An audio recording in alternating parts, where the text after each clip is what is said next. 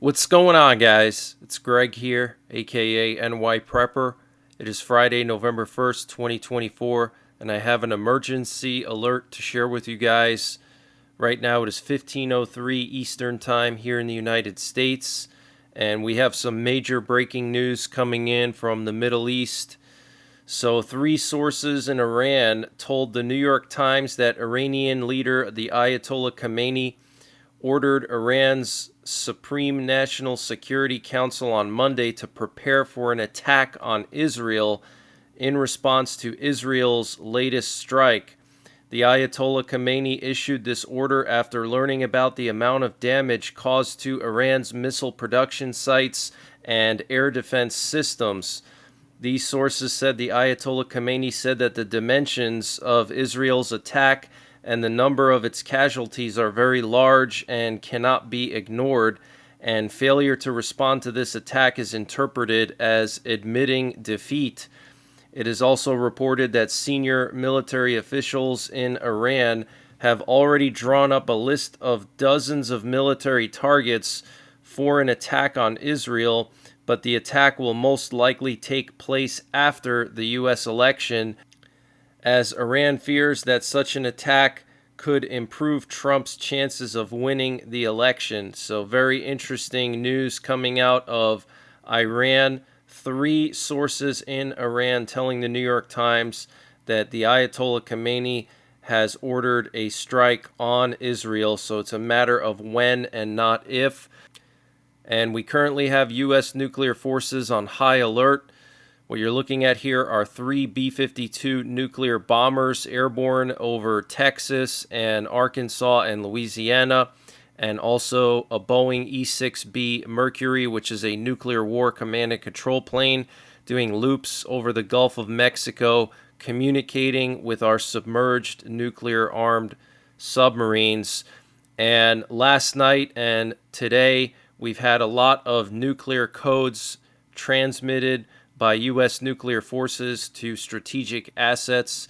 So our nuclear forces are on very high alert. We also had a lot of sub hunters off the coast of Florida for some reason earlier this afternoon.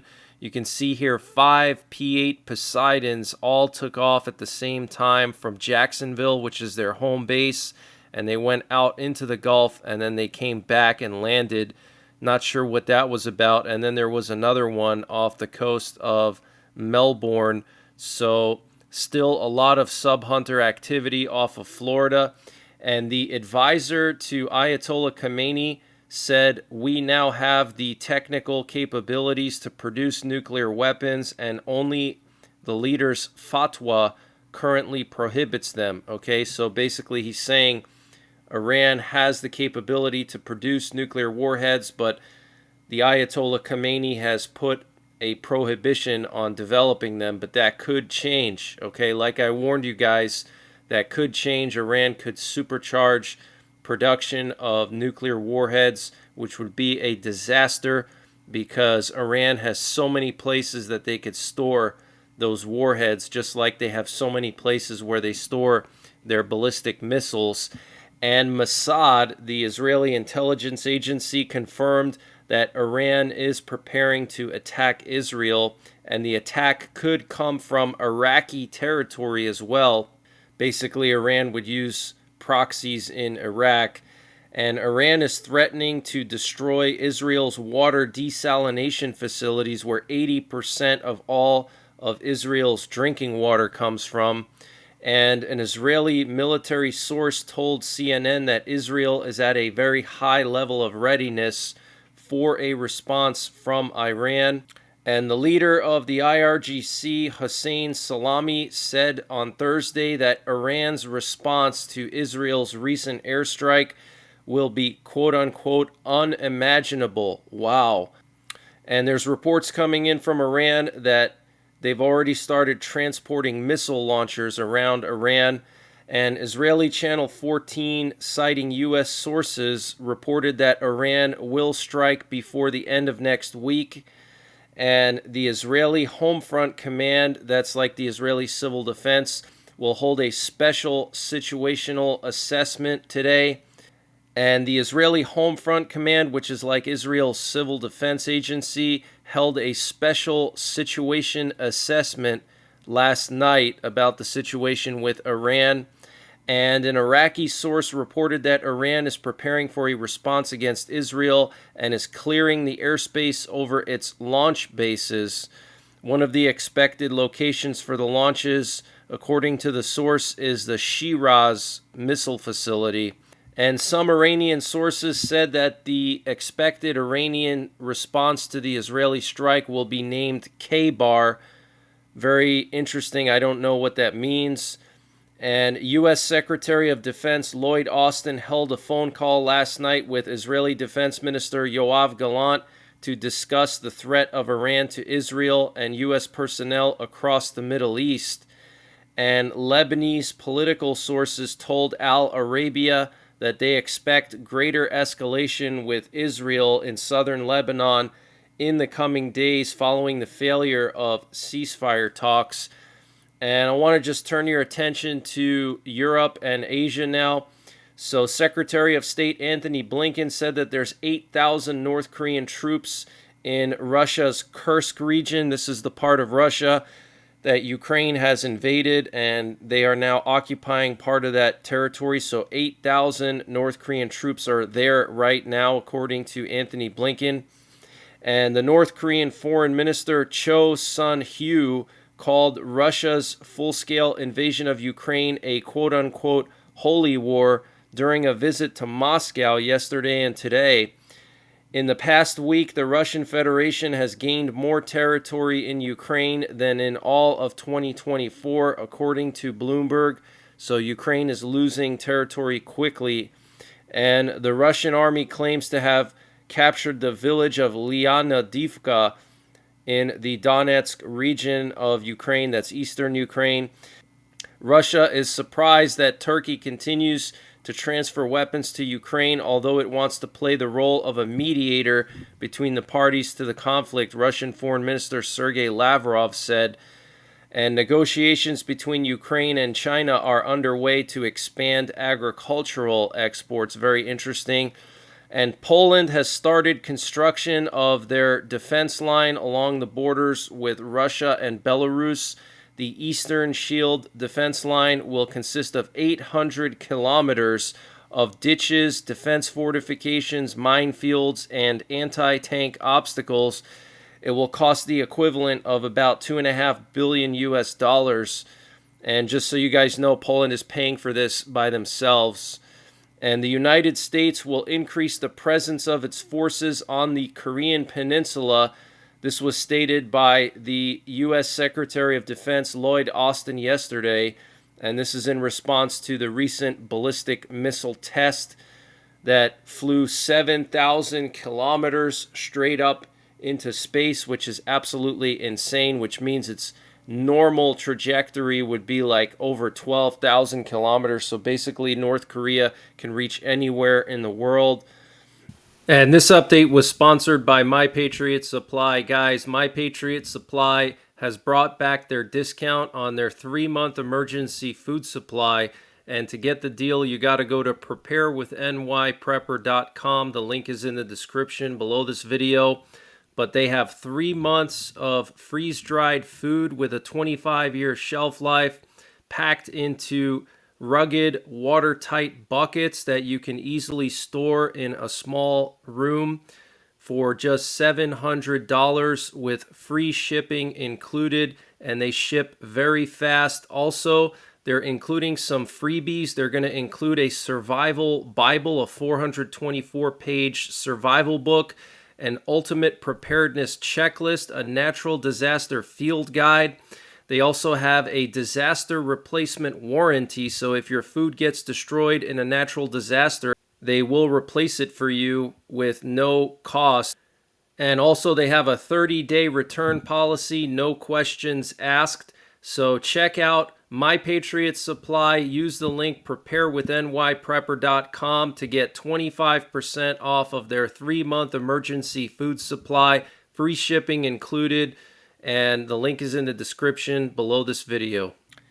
And North Korea's foreign minister said today that as a result of the actions of the U.S. and its allies, the situation on the Korean peninsula is becoming increasingly dangerous and unstable.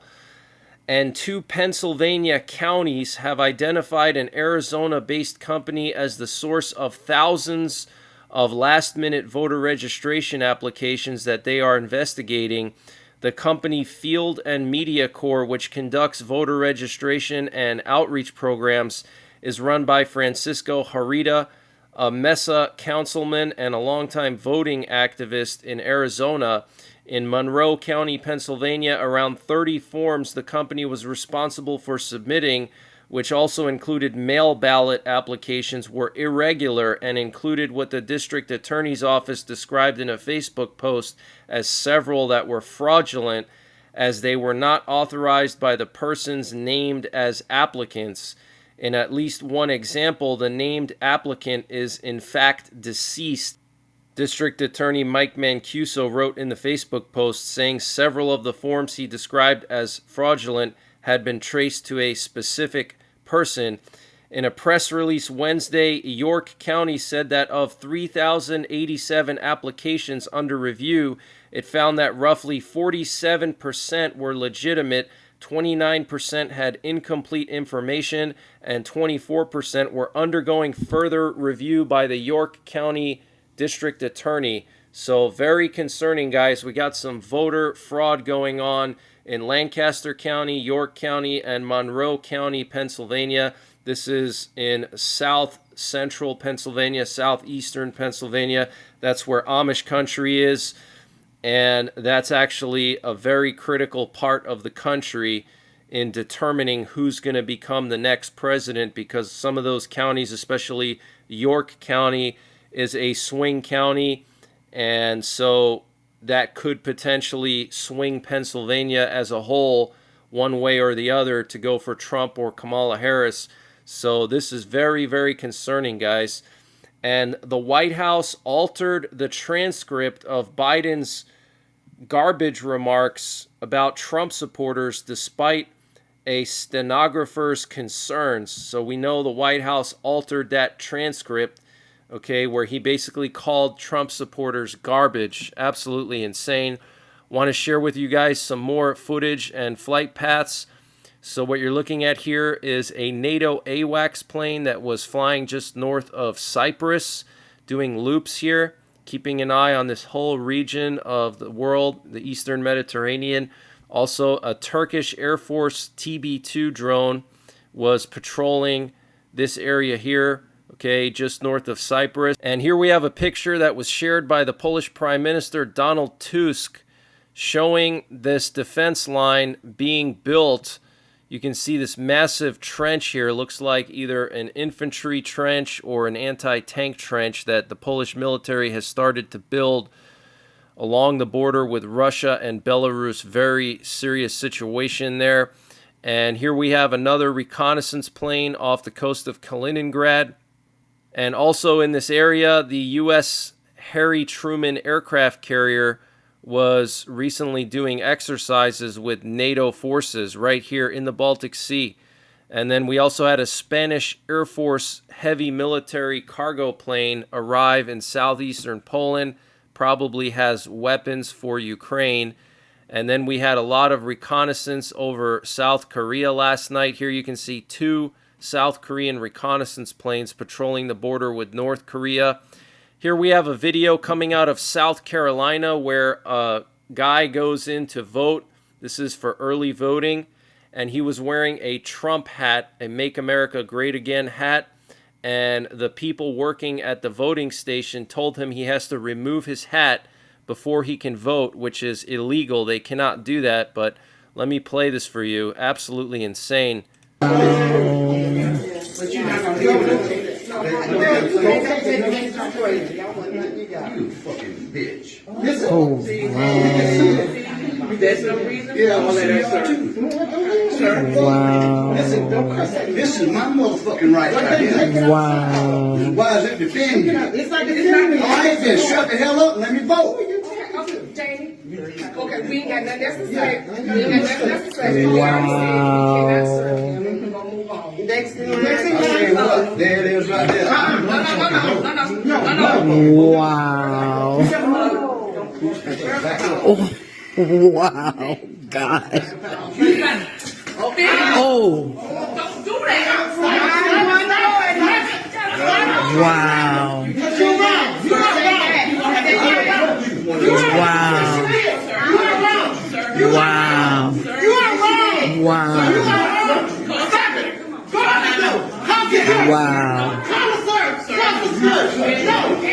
Wow.